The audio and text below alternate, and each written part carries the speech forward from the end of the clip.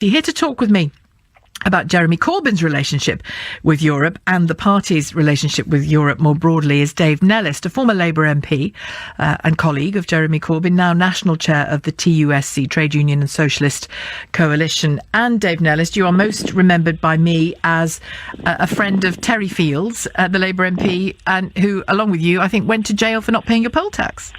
Terry did. He did. Sorry, good afternoon. Good afternoon. He did 58 days in Walton prison, and whilst he was in there and shortly afterwards, that's when the process started in the Labour Party for his and my expulsion for being prepared to go to prison instead of pensioners being sent to prison for the poll tax. So now when you look at Jeremy Corbyn as leader of the Labour Party, I know you said earlier on in the process, when it looked like he was about to become leader, that you thought he would be suffocated by the Parliamentary Labour Party. Hasn't quite turned out that way, has it? Well, specifically on the question of relationship with the EU, Jeremy, like me in 1975, campaigned with Tony Benn in that first referendum on EEC membership. And TUSC, the Trade Unions and Socialist Coalition, was actually set up following the work that the Socialist Party did with Bob Crow in the No to EU campaign and in the 2009 Euro elections. And I suspect if Tony and Bob, who unfortunately are no longer with us, were still here today, we'd be on a different terrain, because there is that strand, as you've rightly said, of opposition, particularly from Margaret Thatcher's 86 Single European Act onwards, Maastricht and Lisbon developed even further, of the EU becoming effectively a boss's club, big market, set up for the top companies. I mean, in Britain, we've got 5.5 million businesses. A couple 100,000 of them trade with Europe. So 95% of businesses don't, but the bigger ones who do, the ones that want to right Britain's relationship in their favour and for their profits, not for the benefits of working people. But isn't it fair to say that Jeremy Corbyn's kind of Praetorian Guard, if that's what you can call, if that's what you would call them, Seamus Milne, Carrie Murphy, Len McCluskey, Andrew Murray, are from the Bob Crow, Tony Benn theme of the Labour Party on Europe? They are, but the reality, as you were hinting at earlier on, is that still, regretfully, 80-85% of the MPs in Parliament, probably the same percentage of councillors around the country, grew up and owe their political authority and positions to Tony Blair's dominance of the Labour Party. That's true, not of the left. That's true, but do you believe that when it comes to Brexit and Jeremy Corbyn, they are their master's voice? I think Jeremy's position has changed even in the last 18 months. I was looking up what he said during the election of 2017 and what John McDonnell said just after the election. And they said that what they wanted a new relationship with Europe designed on the basis so that Labour can implement its manifesto. And I think that's a better starting point than what Jeremy was saying in Hastings today about the permanent customs union and staying in the single market. Because the trouble is that the single market rules are designed to frustrate what Labour wants to do, particularly on issues like public ownership or bringing services back into council control and so on. So if there is to be, as I hope there is, a new general election, a new government, a new negotiation, a new relationship with Europe, I prefer what Jeremy was saying 18 months ago about having one that would allow Labour to address the real problems. And just forgive me for another 20 seconds, Brexit isn't the biggest problem working class people face. It's recession and austerity of the last 10 years, which got a much bigger impact on their life. And Labour needs to come in and tackle those things. And if Europe provides legal obstacles to that, then that's why we have to be against the European treaties and the regulations. Well, and it's also not just people like you on the left saying that about Brexit not necessarily being the ultimate problem. People like Lord O'Neill say that our productivity gap is a bigger problem for all the reasons that you've just mentioned as well. On the question of how, to use a kind of invented word really, how Brexity or not Jeremy Corbyn is. The Jeremy Corbyn that you knew in the 70s and 80s, on the Brexiteer scale, where would you place him then? Where would you place him now? I think he was 100% along Tony Benn's opposition in the 70s, and I remember that in the 80s, when we had the debates on things like the Single European Act in 1986, our opposition was there against Margaret Thatcher, who wrote that act and its codification later on into Maastricht and so on. And that was, as I say, the real beginnings of the neoliberal type of EU. I don't think he's that hard on it now. internally, What's because I haven't changed, chatted do to you him think? about it What's personally, but changed? internally he may well still have that opposition. But as I say, the pressures within the Labour Party are such that within Parliament, within the Parliamentary Labour Party, he's outnumbered. So the solution is to get out of Parliament. For example, Theresa May says, come and have a meeting, and she only wants it for him to, come nearer to her on the Brexit in name-only deal that she's promoting. He should be out around the biggest 25 or 50 towns and cities in the country arguing for a socialist alternative. Yes, but isn't the reality of politics, particularly the level of politics he is at now, the position in politics he's at now, is that when she invites him into the room to do what you say is just argue her position, he's in the room arguing his, and he's not placing himself in that room. What could be his motivation for not placing himself in that room? Because I don't think that's where the real power relationships in Britain lie at the moment.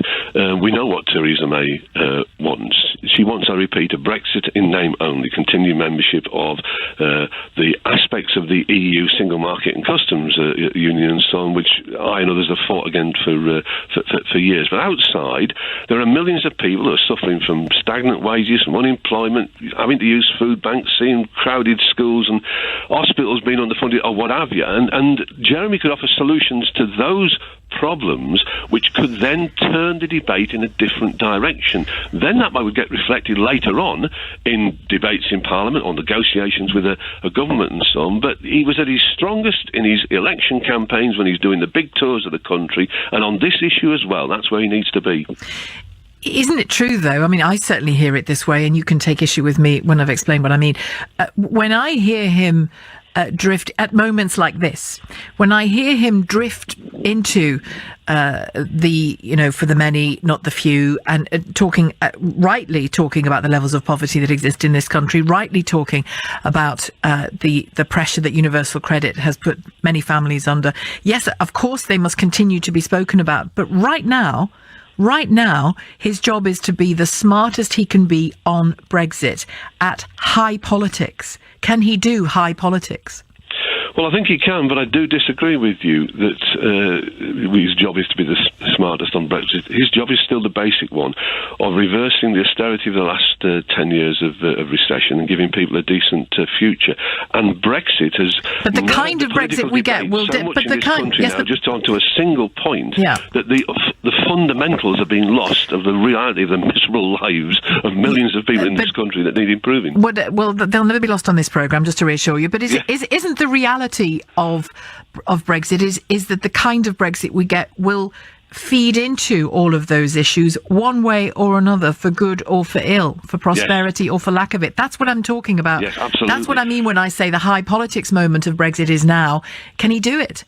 But there are people, I am sure, I don't know the numbers, but there are people who in the last couple of years have worried about the 2016 decision and may have come to the idea that perhaps it needs to be changed in some way. The fundamentals are still that if Labour is going to tackle the issues it wants to with public ownership of things like transport, of communications, of energy, of post and rail and so on, EU has rules and directives that would block that, make it fundamentally more difficult. And if Jeremy is pushing the debate onto those issues, I want to have a Labour government, he says, with a manifesto that improves people's lives, but staying in the single market and custom unions and abiding by their rules is going to make that difficult. That's why I want you on my side for a new negotiation with the EU, a new future relationship with Europe and so on.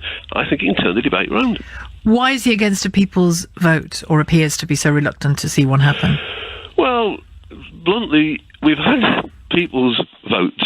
It's not a new idea, is it? It's basically the representative of the ruling class saying to working class people, look, you got it wrong last time, go away and keep voting until you get it right. And they did that in Denmark over Maastricht, they did it in Ireland twice over Nice and the Lisbon treaties and so on. And now they're colouring up by, the sky's going to fall in unless we make a change, unless we have a new vote and so on. The fundamentals of why people voted no last time, haven't changed. When they're told their lives are going to get miserable and more rough if we leave without a deal or if we don't stay in the European Union, they look around and say, I don't think my life is particularly brilliant at the moment. So having a second vote isn't going to solve the problems. Having a new government in a general election would. Well, that's not looking likely yet. I mean, that may change. It can all change. But on the subject of listening to people's votes, heeding people's votes, you talk about the European elite failing to do that. What about the support within the Labour Party for a second vote?